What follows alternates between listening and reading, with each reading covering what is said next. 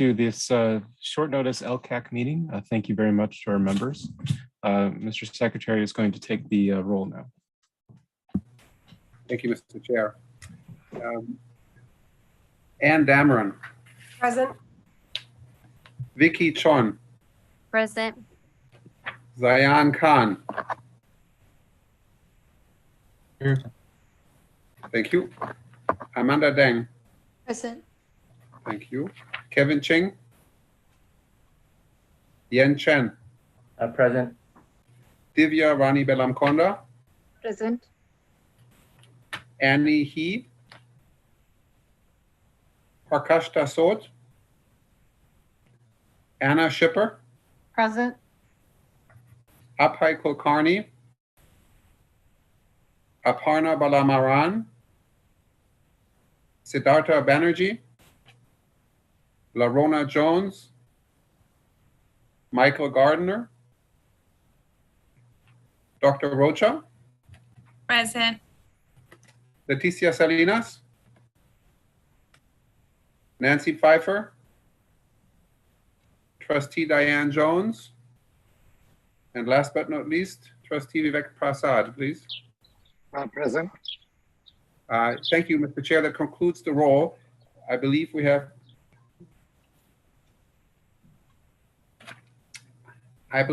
we have 9 out of potentially required 12, but we have, I believe, a majority of the seats appointed. Somebody else just joined, Siddhartha. Yes, Oh, that's present. Mr. Banerjee, okay. Yeah, so we have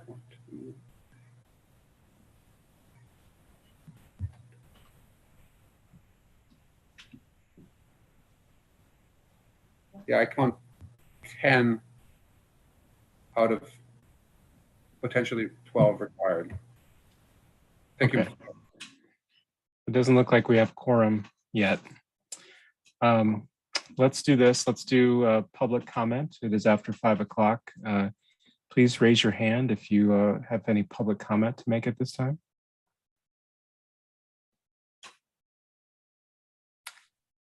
So not seeing anyone, I think we can move on. So as typical, when we don't have quorum, I don't know if we can take any votes. This will be more of a presentation. I'm going to ask Dr. Rocha to talk about some continuing and improved services for 21-22, as well as and we'll talk also about a proposal for carryover funds. Okay, so I just want to thank everyone for your attendance this evening. I know that we've been trying to get quorum, and so there's a couple of updates that we wanted to share with you. Miss Leticia Salinas is not here with us tonight. She had a conflict, so I will be kind of sharing the information that we have learned. So we had met with Alameda County Office of Ed in regards to our review of the LCAP. As we've shared with the committee, they are also one of our approvals entities that will take a look at our LCAP. And so they did kind of an overview review and identified any areas of things that were still needed further explanation or things that they needed to flag. So we've been working very diligently on the LCAP. As I shared earlier, it's looking at it multiple times throughout the day, just working with ACOE. And one thing that we noticed is that through our work with ACOE, as we are very committed in this committee, ensuring that all of the goals and actions relate to improving or increasing services for unduplicated students. Last school year, when we were identifying what were those actions that were contributing and those that were not, we were putting a more stringent kind of marker than what we should have. We know as a committee that all of the goals and actions we've identified are supporting unduplicated students. And when we look at the the legislation and what it says in Ed Code, that the supplemental funds that a district receives needs to principally support unduplicated students. So we know that that is happening with all of our goals and actions.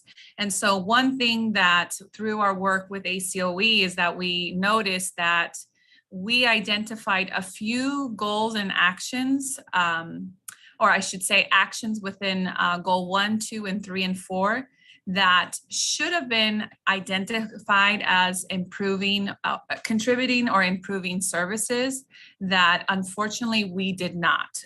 So we consulted with Alameda County Office of Ed, and we worked on how we would discuss this and kind of what were our next steps. And so that was one of the things that we wanted to discuss with our LCAAC committee to be transparent around the process, because we want to make sure that we're all on that same page. So I'm going to share my screen, so it might be a better way to kind of explain what I'm describing.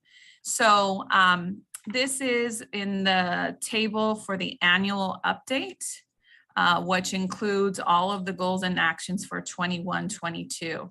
So if we take goal number 1, teachers in the LEA are appropriately assigned. This is essentially to ensure that all students have access to highly qualified teachers.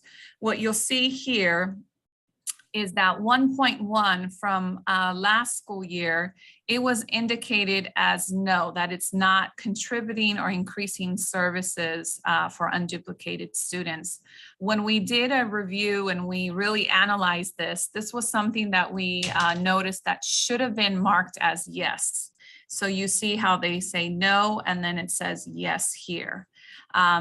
That, again, as I described, is something that we were more stringent about. We were more like, if it exactly supported a particular unduplicated group, then we marked it as yes.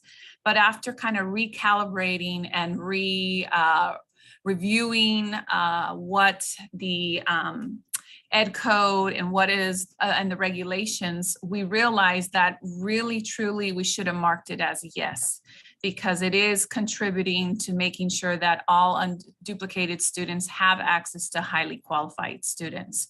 So there are a few of them. So 1.1 is one that was marked. The other, I'm sorry? Can I give a quick interruption because there's a question in the chat? Yes, I can't see, so. Yeah, could we maybe clarify the yes and no again, it's a little conceptual. Can maybe give it one more explanation? Yes, let me go to the screen so you can actually see it. It's as she finds it, it has to do with are the services directed towards unduplicated students exclusively or not?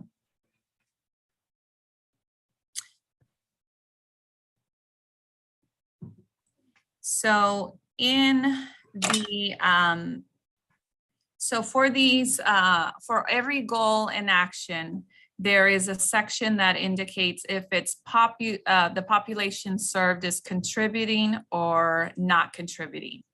And everything that we have in the LCAP, when we utilize supplemental funds, if it's supplemental funds are being expended, it should indicate that it is contributing and improving services. So there's 2 ways that you can do that as a district. Either one, it directly impacts, so we have actions around supporting homeless students that goes directly to a particular group. Or if we have, for example, professional development for English learners, we would say, yes, that's contributing just for English learners.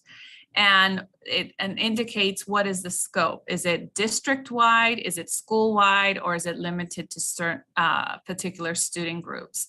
And then we have to indicate if it's all schools or if it's a specific school or a grade span. So basically, all of our items in the LCAP should all indicate that they're contributing by either increasing or improving services to unduplicated students. What the Ed Code states is that supplemental funds can be used if they're principally serving unduplicated students. So one thing that's a challenge, as we could imagine, is that we are a large school district, and some of the services, although it is, we are improving those services, we wouldn't say you get it, but you can't get it kind of thing. So that's why in the regulations, it allows you to utilize supplemental funds for LEA school or school-wide activities. But in the description, we have to describe why we chose this and why this is principally serving unduplicated students.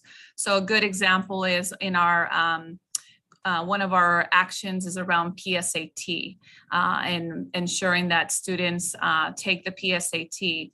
The reason why we do this for all kids, but it's intended to really serve unduplicated students so that we can have more representation of unduplicated students in AP courses or access to these PSAT assessments, so that they might be able to take courses that maybe didn't know existed, or access to A to G different courses like ROP and things like that. So that's where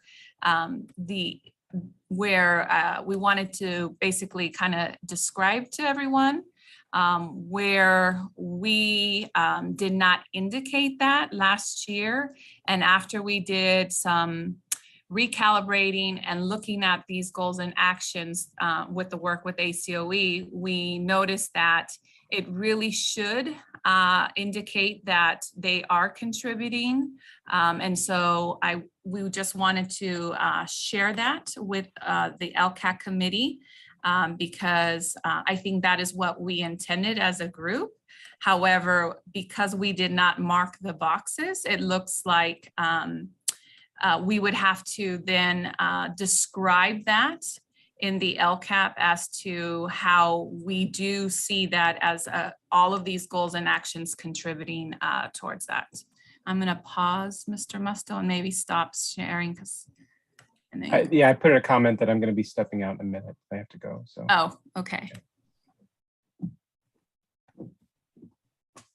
So for example, what you'll see here for the for goal 1, we had 1.1 and 1.3. The reason why I'm not highlighting 1.2 is because this was not used with supplemental funds. This were general funds, so that is not indicated. And so what you'll see is to indicate that through consultation with ACOE is that because it was marked as no, we left it as our plan was to expend 600,000 and the estimated actuals was 0. However, we basically copied and pasted that same action, indicated that yes, it's contributing to improved services. And you'll see here that originally we said it was that because we didn't mark it as yes, we indicated it as 0 funding. That was what we planned on doing, but then here are our actuals.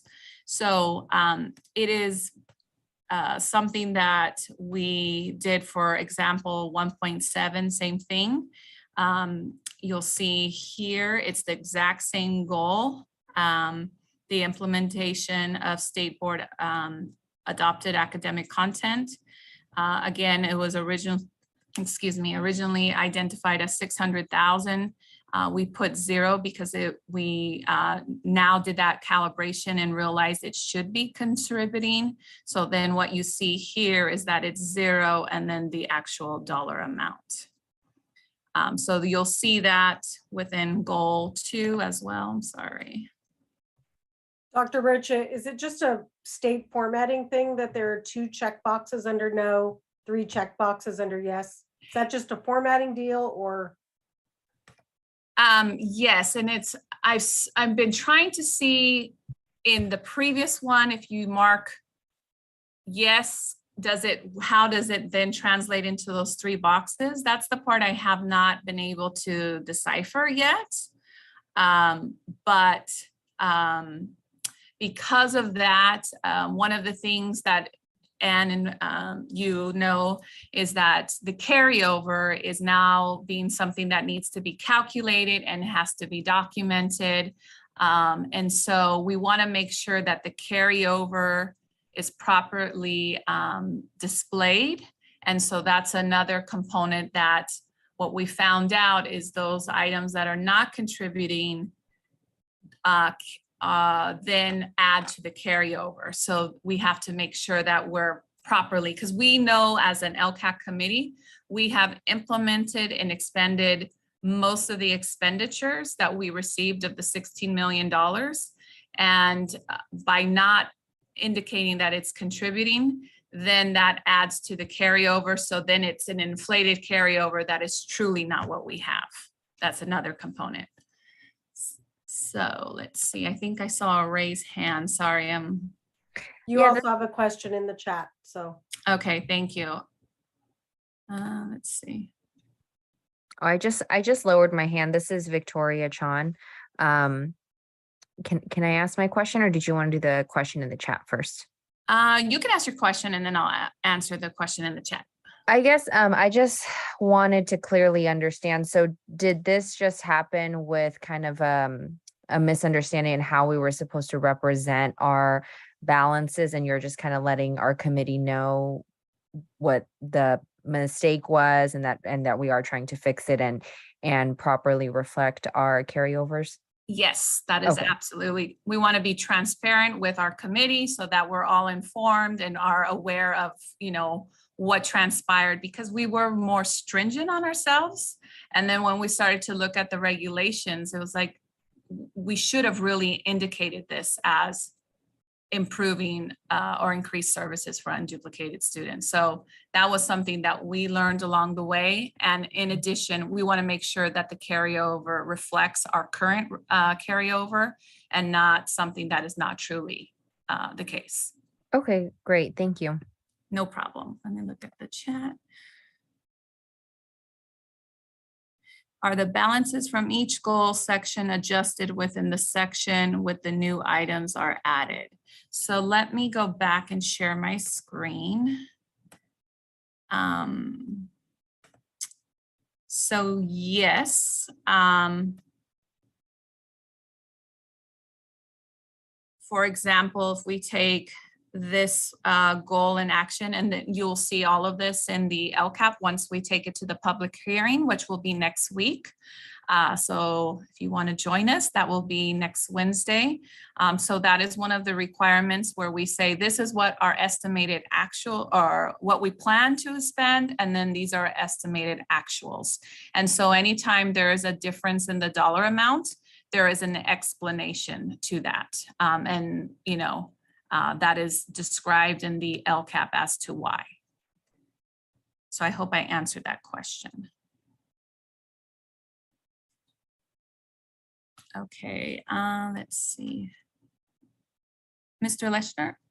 Why don't you take Divya first, because it was her question. Okay. Yeah, I have a follow-up question regarding that. Thank you, Mr. Leshner. So the item for 1.1, we have 600,000, right? And then for that, we had a reverse of it, which was added within the same section. But for the teachers in LEA, it was 442, which was the expenditure. So the difference from 600 to 442,000 and the overall amount which was coming up for that section within the goals and all, is it balanced out within the section, or is it being moved to another section for the goals? So how this works is that you have to then put your estimated proposal to your actuals. What it then ends up happening once you do that, and you'll see that there are plus and minuses for all of them because they show up for all of the tables here. What happens is then, I'll go to the screen here. This auto populates and then tells us what our actual carryover is. So here is what tells us what the carryover of $917,342 that will then go back into part of the allocation for the 22-23 school year. So that's how that works. So there are plus and minuses for each of those. And so that's why these tables are really important, because it tells you this was our estimated LCFS supplemental dollars. This is what the expenditures were, and then this tells us what our carryover is. So the carryover that we are getting from each section is going to be used for 22-23 for the same section, or will it be used for others too? It will be part of the total allocation, and that will be something that the LCAAC committee will look at because our goals and actions will be hopefully approved by the board.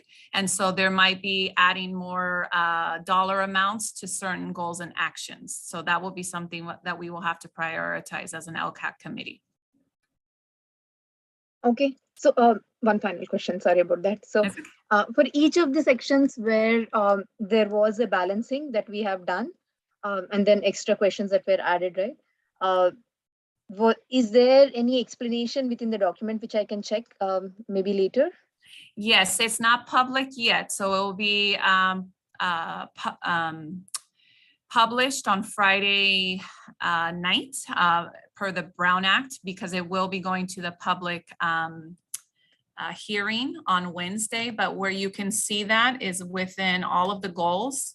And you won't see it this way because it will be downloaded in a PDF. But if I'm just showing you an example, for example, in goal 1, sorry, I know I'm probably giving you guys all a headache going so fast for this document. The explanation is here. So for each goal, there's an explanation as to why there was a difference, what you plan, and then what the actual implementation was. And, you know, one of the biggest things that we faced as a district was staffing shortage. You know, we intended to hire X amount of, say, social workers. Well, we only were able to hire 1 of the 2. We intended to hire, you know, 7 ELD specialists, but we only hired, or 5 ELD specialists, but we only hired 4 of the 5. So it's though there's an explanation as to why. Yeah, so just to understand how to read this document, right? If we can take an example of the first one, which is the teachers in the LEA are appropriately assigned and fully certified kind of thing. So for this, the 600 which we gave, and then the extra item which was added for 442,000. So that explanation of why we could not use it at that time, and then why we used it as a separate item with a lesser amount, and how the carryover is going on. So if I have to do such a comparison next week, will this document be sufficient for me to get that information? Yes, and what you'll see is that it's not an additional 442 because of that not indicating the improved increased services. Basically, we had to copy and paste that so that that would align. But basically, in that particular goal, we expended, or we plan to expend 600,000, and we only spent 442,000 of the 600. So it's not an addition.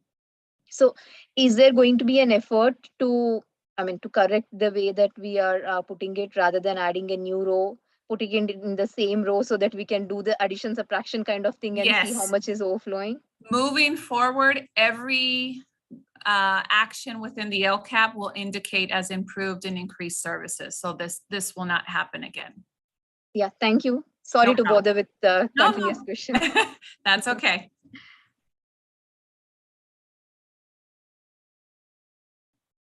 I think there was another question.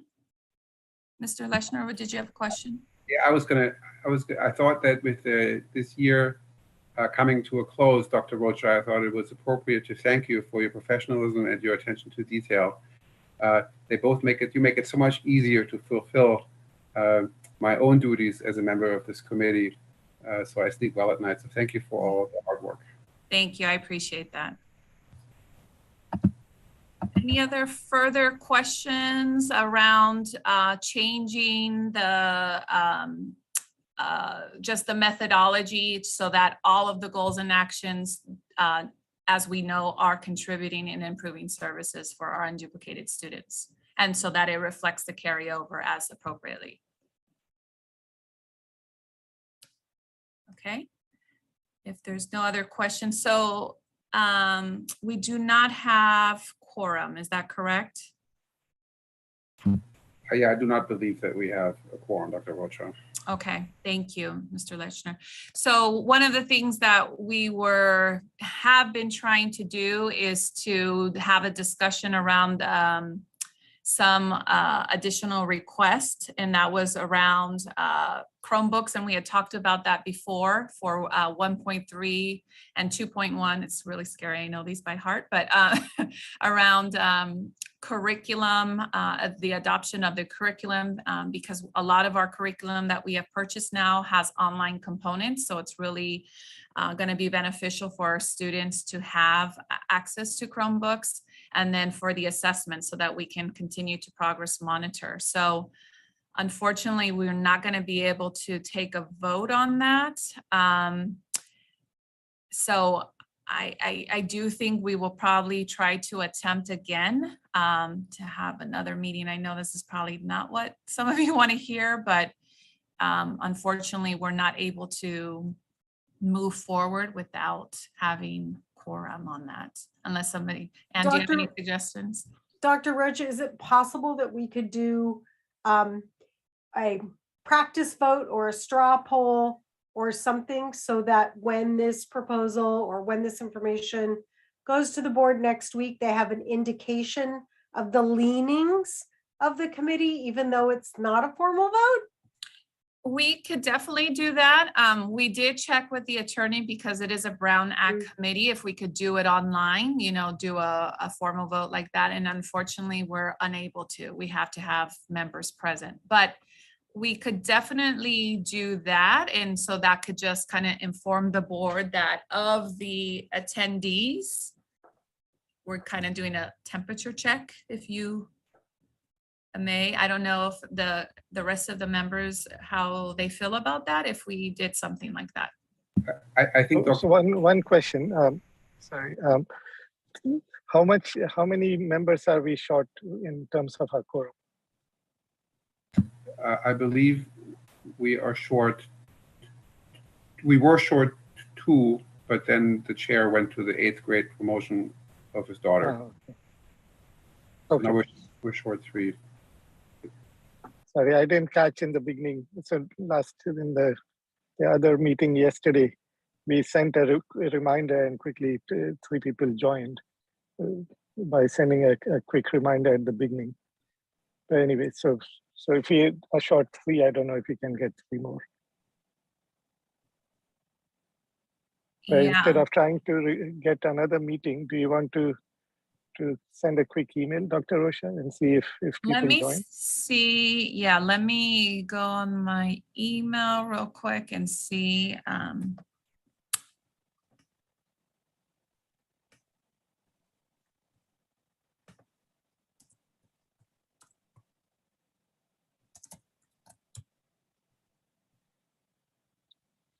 While Dr. Roach is doing that, maybe we could take the hand from Siddhartha. Thank you. I was wondering what date we are trying to get this done by, the vote for the Chromebook. We would need to do it before June 30th because that's when the fiscal year ends.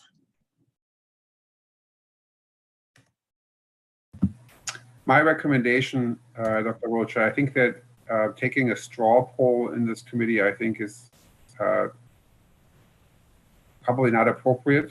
I think that what would be appropriate would be to do a round robin. Anybody that would like to speak, could say something, but I think it would be inappropriate to take a group action without a quorum present. I would be unable to record, anything like that. But if you need an official vote, I was going to offer my help, which I previously did with Leticia Salinas, that if you needed somebody to call, the currently appointed members just prior to the meeting to remind them that it would be a short but very important meeting, I'd be happy to assist. So, and I think that given the Brown Act, we could have, with the 3-day notice period, you could have, I don't even know if, I think emergency meetings are probably the same rule, but we could have several attempts to get such a meeting done. And we could also ask the group right now if any dates would work better, or days of the week would work better than others.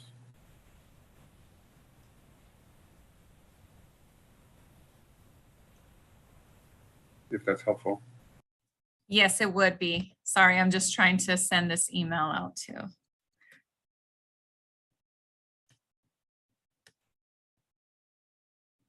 Can I just throw a date out there? How about a week? Since we have until the 30th, I want to say let's try doing this as many times as we can. What about a week from today, next Thursday? Does everybody feel that the time is somehow advantageous or disadvantageous? Would it be better to do it at a noon hour or at 7 p.m. or is this current time okay?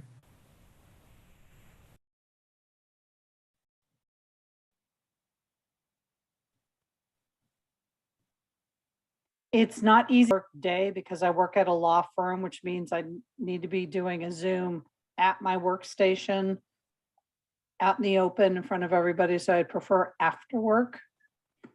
So I'm trying to keep this separate from my work. What's FYI. the earliest time, Anna, that's convenient for you? 5:30.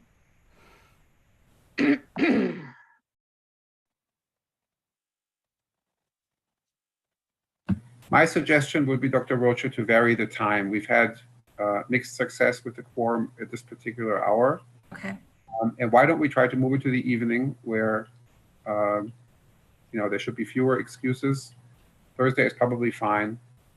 And I would suggest 6 o'clock, 6:30 or 7. Perhaps 7 o'clock for a brief meeting. And in the invite, I would like today provide the kind of information that would be helpful to come to a quick vote. Even if you reach people now, it'd be difficult for them to vote because they didn't participate in the discussion. So, okay. And like I said, being an elected officer of this committee, I'm happy to use that particular power to remind people that we need them if that's necessary or helpful. Thank you. We will definitely tap your resources on that because, yeah, we definitely need to get quorum. Any other feedback? Yeah, I was wondering, this is Siddhartha, by the way. I was wondering, is it, I don't know the Brown Act detail, we cannot split this up into 2, right? You mean that we 2 votes at different times? Yeah, like today we have 10 people and no, right? Okay.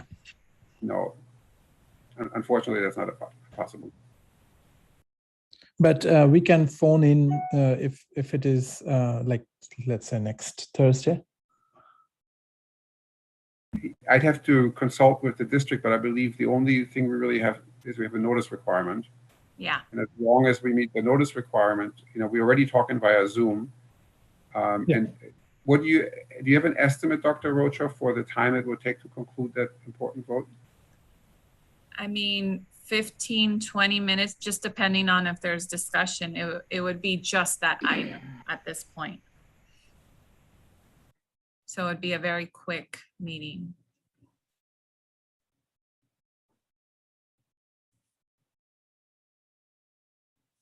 I wonder if we are holding ourselves yet again to too stringent of a standard for our quorum because we have numerous people on the committee who have not been at recent meetings. So would they still count, or because they should be dropping off by membership? Just that out of the box thinking here, trying to get us to a solution. you know, I'll pick this up because I'm the secretary. I'm in my 9th year of a Brown Act commission at the city of Fremont, and I've received multiple Brown Act trainings from the city attorney. Now, they don't deal with the school district, but the city actually has a rule: no quorum, no meeting. So we don't even allow informational sessions or any form of discussion. Like, so this conversation now couldn't take place. I would truly be happy, Dr. Rocha, to go all out and pick up the phone 5 minutes before the appointed time, and I will call people and text them that Zoom link, and I will remind them. And if anybody can think of a nice enticement, I don't know if there's something in the budget for a box of chocolates, but maybe I can sweeten my offer somehow. Okay. I definitely will relay all this information with Mrs. Salinas since she was unable to join us around that. But so kind of my next steps is looking for Thursday again, and then varying the time, 6, 6:30, 7, try something different, utilizing Mr. Listener to help with that as well. Is there any other suggestions that any other committee members might have before we conclude our meeting? Sid here. Oh, yes, sorry. Again, throwing out another idea out of box. Yeah, is it possible to schedule like 3 times at this, like when you're sending out notice, you say at 5, 5:36, and you I don't know, that will work. I'm just trying to see like how many people say accept, and based on that, you know that these people are actually going to come. And yeah, I mean, look, what I'm trying to say is there is a tool called Calendly, you know, that might just be helpful to, you know, while we are trying to figure out how we can get to quorum. Okay. And the members can actually choose more than one slot to say that I'm available at 6 as well as 5:30. And then that way, that's might be one suggestion. That's all. Thank you for that.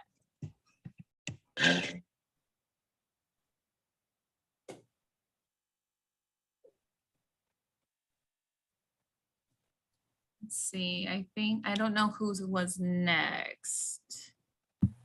Ms. Dr. Rocha, did you see the message from student member Khan? No. Actually, this is a direct message pointed at me. Mr. Khan, sorry, I didn't see that.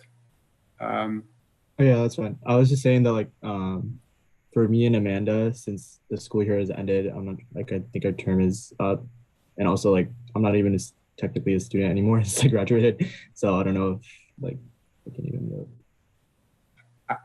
I'm in possession of the new member, Mr. Khan, and I wanted to thank you and Amanda for your dutiful service on this body, and also good luck having graduated. Thank you. I just wanted to add on for meeting times. I think prior we had meeting times like around 6:30 and 7, and I think we didn't reach quorum even during then. So like possibly pushing it back even more. I know like during that it's kind of like commute time or like dinner time. So that might be a problem. So maybe like having it like even after, like at 8 or like even after that. Thank you. Any other input or feedback? This is Zayaan Khan. I mean, I like all the ideas that everybody has trying to get a quorum. But one of the things is if we do have a next meeting is I do have some questions, and it doesn't have to have a big discussion. Maybe this, you know, Kasi Ocha, you can maybe look at it and relate to Becky about it. Can I go over those comments on the proposal, at least to point out some items that might have clarification? Can I make a suggestion? Yes. Can I make a suggestion? Under the Brown Act, there's a staff exemption, which means you're welcome to talk to Dr. Rocha as much as you like. And I think that if it's just clarifications that aren't really items for discussion, you might be able to resolve those individually, unless they would impact the vote of the group. It depends on the language. If the language isn't adjusted, then I think it might affect the vote if it's brought up. I mean, sure. Then please go ahead. Yeah. So, and again, this is just to speed things up. It's not that we need to go round robin and discuss the points, but I think it's good for people to hear about the items. The last paragraph, it talks about, the new board adopted curriculum for science. It seems very specific. When we talk about curriculum, the science curriculum that was added was for 6th through 8th grade, right? So if we don't have science, more broad, category, is the Chromebooks going to be staying for the science programs in the elementary school level, K through 5, and those Chromebooks in the program dollars are only going to be spent, in the junior high. So that's my kind of comment. I know my nephew is in a 6th grade class and he has Chromebooks, but that should have been in, Thornton. And so my daughter that's was in 3rd grade, she couldn't remember whether they ever used Chromebooks in their science class or not. So maybe just add in, is it the intent of the board just for the area of science? I mean, we could add, because the goals talk about the assessment. The assessment is that we added was for science, math, and English language arts. So could that be broad enough, or add in a word like these funds would also, in quotes, be used to support the science? Got it. Okay. And that's basically, my comment around that subject right there. It's very specific, and if it goes through just as science, I think there's some issues where maybe the Alameda County or the board is going to ask, hey, are we basically pigeonhole ourselves and very limited on how Chromebooks can be used? Technology is supposed to be ubiquitous. It can be used at any level and for all different purposes and stuff, and not just science only. Okay, thank you for that feedback. We can beef that up and put more clarifying language around that. Dr. Rocha, I noticed somebody else dialed in. I see a login named Donna. Are you a member of the public?